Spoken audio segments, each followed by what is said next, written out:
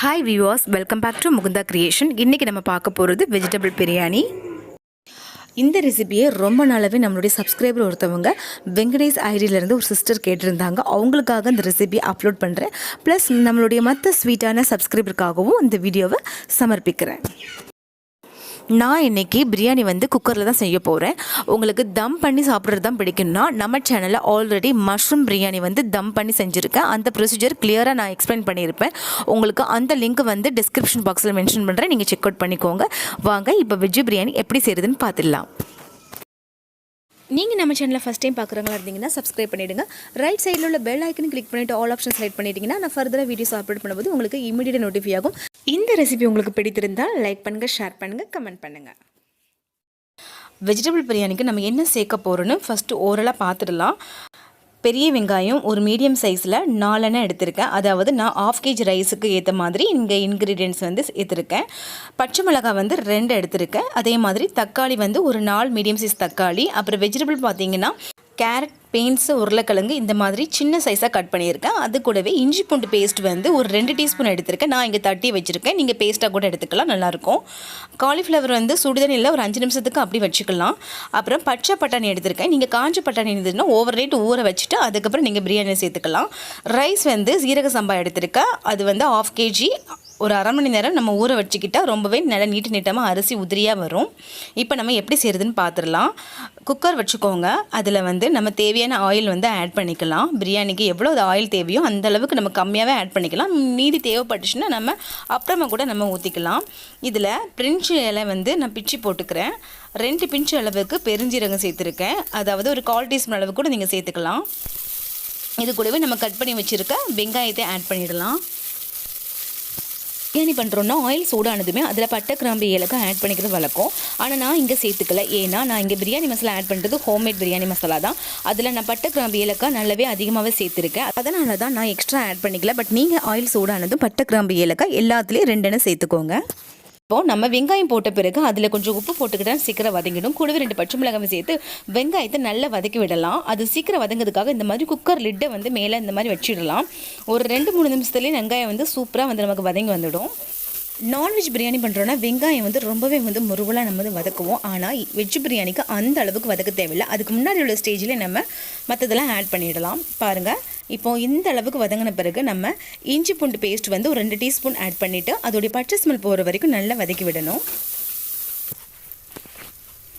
இப்போது அதோடைய raw smell போன பிறகு நம்ம தக்காளி ஸ்லைஸ் பண்ணி வச்சுருக்கோம். அதே இதில் ஆட் பண்ணிடலாம். வெஜ் பிரியாணிக்கு நான் எப்போவுமே தயிர் ஆட் பண்ண மாட்டேன். பட் நீங்கள் சேர்த்திங்கன்னா 2 டீஸ்பூன் சேர்த்துக்கோங்க. இப்போது தக்காளியும் வெங்காயம் நல்லாவே நமக்கு வதங்கி வரணும். அது சீக்கிரம் வதங்கிறதுக்காக நம்ம பிரியாணிக்கு ஆல்ரெடி மஞ்சத்தூள் சேர்ப்போம். அதே இதில் இப்போவுமே ஆட் பண்ணிக்கிடலாம். அப்போ தான் இது 2 நல்லா ஈக்குவல் ஆகி நல்லாவே நமக்கு மசிஞ்சு வரும். மஞ்சத்தூள் ஒரு 1/4 டீஸ்பூன் அளவுக்கு எடுத்திருக்கேன். இப்போது நம்ம என்னென்ன வெஜிடபிள்ஸ் கட் பண்ணி வச்சுருக்கோமோ அது எல்லாத்தையும் இப்போ ஆட் பண்ணிடலாம். நான் இங்கே உருளைக்கிழங்கு, கேரட், பீன்ஸ், பட்டாணி, நெக்ஸ்ட் காலிஃப்ளவர் ஆட் பண்ணியிருக்கேன். நீங்கள் மீல் மேக்கர் வச்சுருந்தா கூட அது கூட நீங்கள் வெந்நில நல்லா அலம்பிட்டு சேர்த்துக்கலாம். இப்போ நல்லா மிக்ஸ் பண்ணி விட்டுறலாம். வெஜிடபிள்ஸ்லாம் நல்லாவே நம்ம வதக்கி விடணும் அவசியம் இல்லை. ஏன்னா நம்ம சாதத்தோடு வேக வைக்கும்போது இது எல்லாமே பஞ்ச் ஆகிடும். அதனால் இது ரொம்பலாம் வதக்க வேண்டிய அவசியம் இல்லை. ஜஸ்ட் மிக்ஸ் பண்ணி விட்டால் போதும். இப்போ பாருங்கள், நான் இந்த அளவுக்கு ஒரு மெஷர்மெண்ட் ஒரு ஸ்பூன் எடுத்திருக்கேன். இந்த ஸ்பூன் அளவுக்கு மல்லித்தூளை ஒரு 2 ஸ்பூன் சேர்த்துக்கிறேன். இதை கொஞ்சம் ஜஸ்ட் மிக்ஸ் பண்ணி விட்டுட்டு நெக்ஸ்ட் காரத்துக்கு தகுந்த மாதிரி மிளகாத்தூள் சேர்த்துக்கலாம். மிளகாத்தூள் 4 டீஸ்பூன் எடுத்திருக்கேன். நீங்கள் உங்கள் காரத்துக்கு தகுந்த மாதிரி குறைச்சிக்கலாம், கூட்டிக்கலாம்.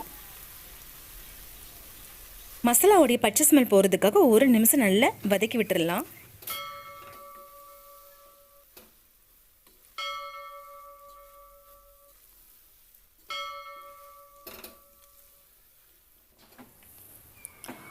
இப்போ இந்த அளவுக்கு வதங்கின பிறகு நம்ம பிரியாணி மசாலா 1 டீஸ்பூன் எடுத்திருக்கேன். அதாவது இதில் மல்லி, வத்தத்தூள் எதுவுமே இதில் ஆட் பண்ணிக்கல.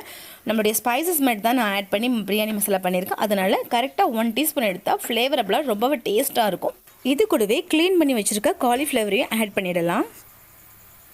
நீங்கள் கடையில் உள்ள பிரியாணி மசாலா வச்சு பண்ணுறவங்களா இருந்தீங்கன்னா அந்த பவுடரில் ஒரு 2 டீஸ்பூன் பிரியாணி மசாலா எடுத்துக்கோங்க. அதாவது 2லேருந்து 2 டீஸ்பூன் கரெக்டாக இருக்கும். உங்கள் காரத்துக்கு தகுந்த மாதிரி ஒரு 3/4 டீஸ்பூன்லேருந்து 1 டீஸ்பூன் மிளகாத்தூள் எடுத்துக்கோங்க. மல்லித்தூள் ஒரு 1/2 டீஸ்பூன் சேர்த்துக்கிட்டால் போதும். வேறு எதுவுமே நீங்கள் இதில் சேர்த்துக்க வேண்டாம். மசாலா ஆட் பண்ணி செய்கிறதுனால தான் நான் இந்த மெத்தடை யூஸ் பண்ணுறேன். நீங்கள் கடையில் உள்ள பிரியாணி மசாலா ஆட் பண்ணி செய்கிறவங்களா இருந்தீங்கன்னா நான் சொன்ன மெஷர்மெண்ட்டை கரெக்டாக வந்து ஃபாலோ பண்ணுங்கள். உங்களுக்கு செமையான டேஸ்ட்டாக உங்களுக்கு பிரியாணி எடுத்து கொடுக்கும். ஸ்டேஜில் நம்ம தண்ணி ஆட் பண்ணிடலாம். அதாவது நான் 1/2 kg ரைஸ் எடுத்திருக்கேன். அதுக்கான இன்க்ரீடியன்ஸ் தான் உங்ககிட்ட ஷேர் பண்ணியிருக்கேன். அதாவது 1/2 kg ரைஸ் வந்து எனக்கு 2 கப் வந்துச்சு. 2 கப் ரைஸ் நம்ம ஆட் பண்ணிக்கிட்டோன்னா அதுக்கு 4 கப் வந்து தண்ணி கண்டிப்பாக ஆட் பண்ணிக்கணும். இதுவே நீங்கள் பாசுமதி ரைஸ் யூஸ் பண்ணுறீங்கன்னா 1 கப் ரைஸ்க்கு வந்து 1.5 கப் தண்ணி கரெக்டாக இருக்கும். இப்போ பிரியாணிக்கு தேவையான அளவு உப்பு சேர்த்துடலாம். இப்போ டெய்லி வடிக்கிற சாதம் ரைஸ், அந்த ரைஸ் நீங்கள் பிரியாணி பண்ணுறவங்களா இருந்தீங்கன்னா ஆனால் 1 கப் ரைஸ்க்கு வந்து 2 கப் தண்ணி ஆட் ஆகும். சில ரைஸ் வேகிறதுக்கு டைம் ஆகும். அதை நீங்கள் பேஸ் பண்ணி கூட ஒரு 1/4 கப் தண்ணி ஆட் பண்ணிக்கலாம். அவ்வளோதாங்க. நம்ம அரிசியை பொறுத்து தண்ணி வந்து வேறுபடும். இப்போ கொத்தமல்லி புதினா வந்து ஒரு கைப்பிடி அளவு இருக்குது. அதையும் இதில் ஆட் பண்ணிவிட்டு அந்த தண்ணி வந்து நல்லாவே சூடாகணும். இந்த மசாலா வந்து நம்ம ஆல்ரெடி இந்த வெஜிடபிள்ஸ்லாம் போட்டிருக்கோம். எல்லாமே நல்ல ஒரு கொதி வரணும். கொதி வந்த பிறகு நம்ம ஊற வச்ச ரைஸ் வந்து இதில் ஆட் பண்ணிடலாம். அதாவது நான் 1/2 hour ஊற வச்சுருக்கேன். நம்ம 1/2 hour ஊற வச்சாதான் அரிசி வந்து நல்லா உதிரியாக நல்லா நீட்டமாக நமக்கு பிரியாணி வந்து பார்க்குறக்கே வந்து ஒரு அட்டகாசமாக ஒரு லுக் கிடைக்கும். அரிசி ஆட் பண்ண பிறகு நாம் லிட்டு போட்டு ஒரு 2 விசில் வச்சு எடுத்துக்கிட்டால் போதும். நமக்கு அட்டகாசமான ரொம்பவே கமக்க பிரியாணி ரெடி ஆகிடுச்சு. ரொம்பவே டேஸ்ட்டாக இருக்கும். நான் சொன்ன மாதிரி நீங்கள் இன்க்ரீடியன்ஸ் வந்து மெஷர்மெண்ட் எல்லாமே கரெக்டாக பண்ணியிருந்தீங்கன்னா உங்களுக்கு அற்புதமான டேஸ்ட்டான ஒரு பிரியாணி கிடச்சிடும். ரொம்பவே அழகாக பொலன்னு நல்லா உதிரியாக வந்திருக்கு பாருங்கள். கொஞ்சம் கூட குலையில் அவ்வளோ அழகாக வந்து உதிரியாக நமக்கு வந்து வந்திருக்கு. இந்த பிரியாணிக்கு சைட் டிஷ்ஷாக நம்ம சாப்பிடணும்னா ஆனியன் ரைட்டா ரொம்பவே டேஸ்ட்டாக இருக்கும். பட் நான் இன்றைக்கி மஷ்ரூம் தொக்கு தான் எடுத்திருக்கேன். ஆல்ரெடி நம்ம சேனலில் மஷ்ரூம் தொக்கு வந்து அப்லோட் பண்ணியிருக்கேன். அதோடைய லிங்க்கும் வந்து டிஸ்கிரிப்ஷன் பாக்ஸில் மென்ஷன் பண்ணுறேன். உங்களுக்கு தேவைப்பட்டால் நீங்கள் பார்த்துக்கலாம்.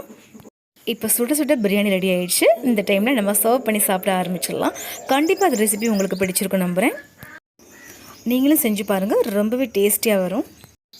இந்த ரெசிபி உங்களுக்கு பிடிச்சிருந்துச்சுன்னா நம்ம சேனலை லைக் பண்ணுங்கள். உங்கள் ஃப்ரெண்ட்ஸ்க்கு ஷேர் பண்ணுங்கள். இது ரிலேட்டடாக ஏதாவது டவுட் இருந்துச்சுன்னா கமெண்ட் பண்ணுங்கள். தேங்க்யூ.